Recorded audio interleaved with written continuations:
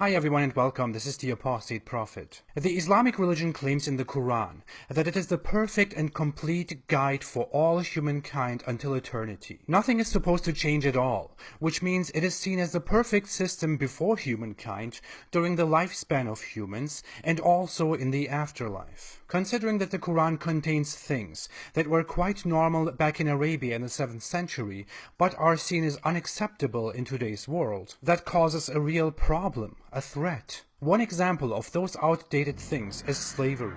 The Islamic religion allows and regulates slavery, while the Prophet Muhammad practiced slavery in many of its forms. Although Muslim apologists whitewash, downplay, or directly deny, if we go around them and look directly at Islamic scripture, the sources of Islam prove our point entirely. Since the Quran is the main source of Islam, let's take that first. The first verse that gives it all away is chapter 2, verse 178. O you who have believed, prescribed for you is legal retribution for those murdered, the free for the free, the slave for the slave, and the female for the female. In this Quran verse, Allah clearly divides humans into three categories: men, women, and slaves. The three are not equal, they are each a class. I know, Allah is just and sweet.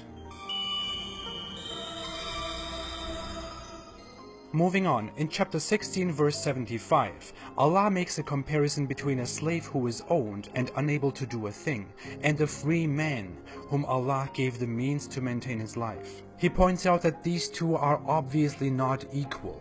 As you can see, Allah is very just, which can also be seen in the next verse, where he compares a dumb person to a functional person.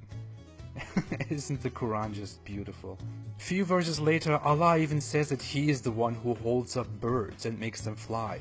And I always wondered how birds fly. Thanks Allah. Screw you, science.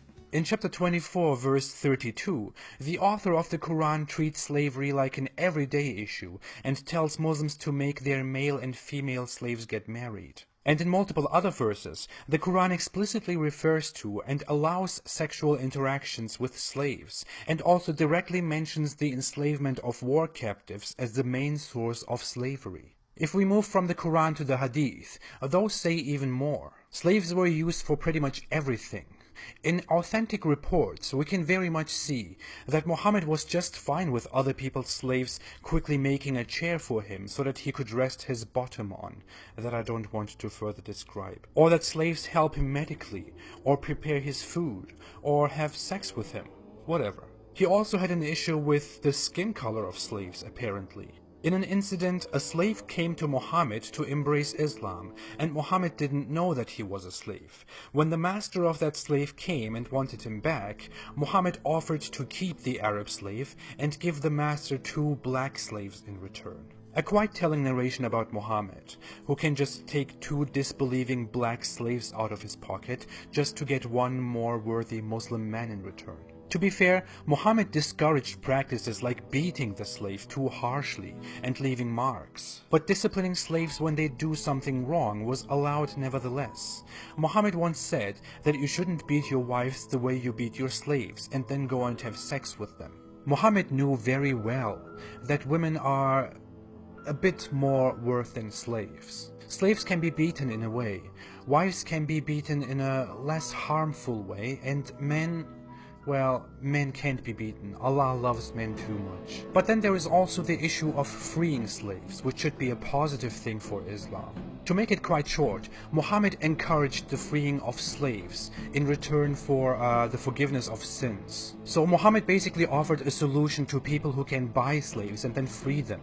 Apart from that, freeing a slave was seen as a good deed, as mentioned in the Quran and the Hadith, but it was never an obligation.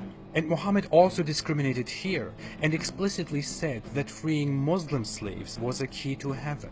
He also offered a way for slaves to free themselves from slavery. Slaves could make a contract with their owner, and if the owner trusts the slave, the master could release the slave so that the slave could work and pay off his own price. Of course, if the slave fails to do so, he or she falls back into slavery. Now, due to this concept of freeing slaves, Muslim apologists claim that Islam was a merciful religion and the first religion in the world that treated slaves with dignity. What they don't do, of course, is tell you the whole truth. In surrounding contemporary cultures like Romans and the Persians, freeing slaves was a good deed as well, and being unfair to them was forbidden.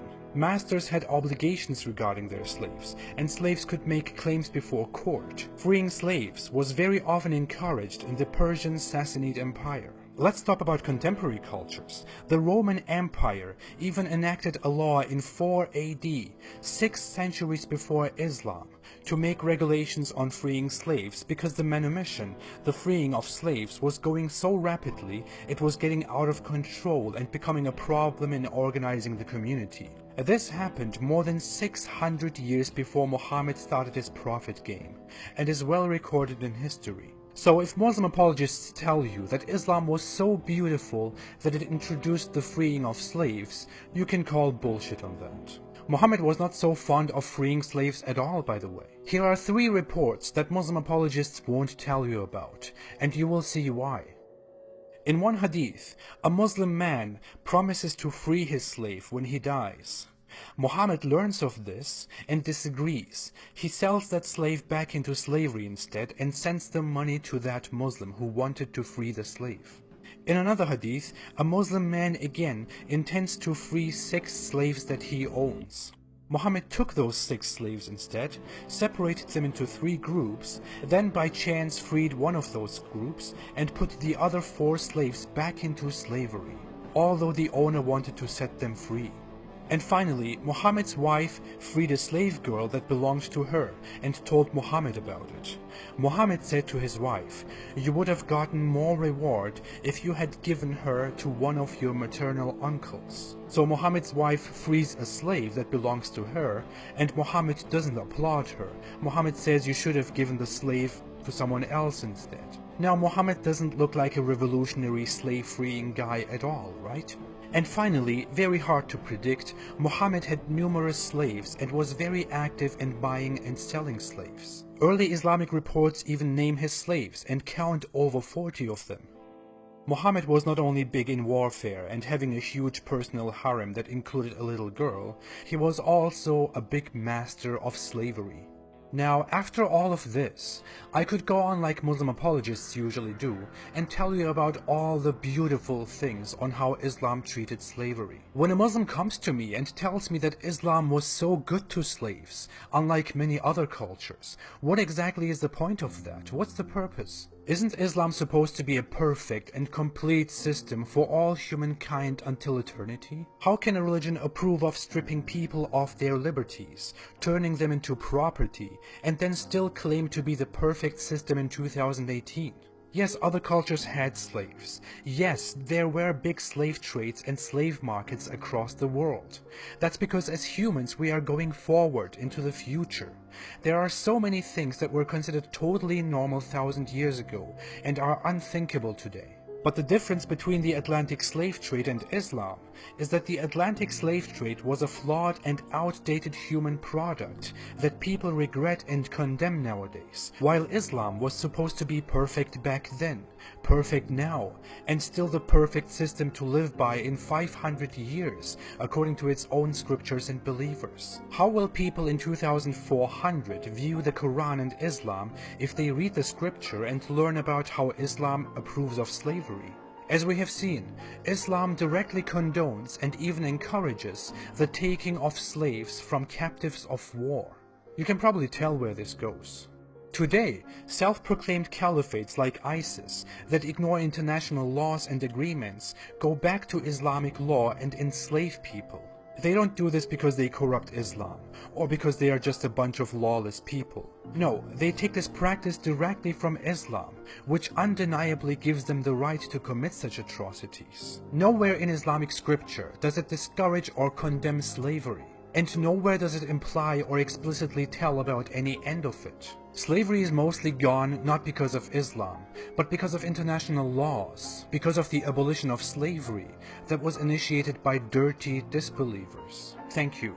Next week I will go on from here and talk about how the Islamic world kept slavery very much alive, combined it with racism and religious discrimination, and how the Arab slave trade was alive for a very long time. I'll basically talk about how Islam enslaved the world before it was cool. Hope to see you there. Thanks for watching. If you like this video, please don't forget to like, to subscribe and to share. Videos on this channel aren't monetized, so you can watch everything without ads. If you want to support my cause, you can support me through Patreon monthly or through PayPal once. Thanks for every kind of support, which will definitely help spread our message. Thank you so much. Don't be a slave. Don't approve of slavery. Stay away from Islam.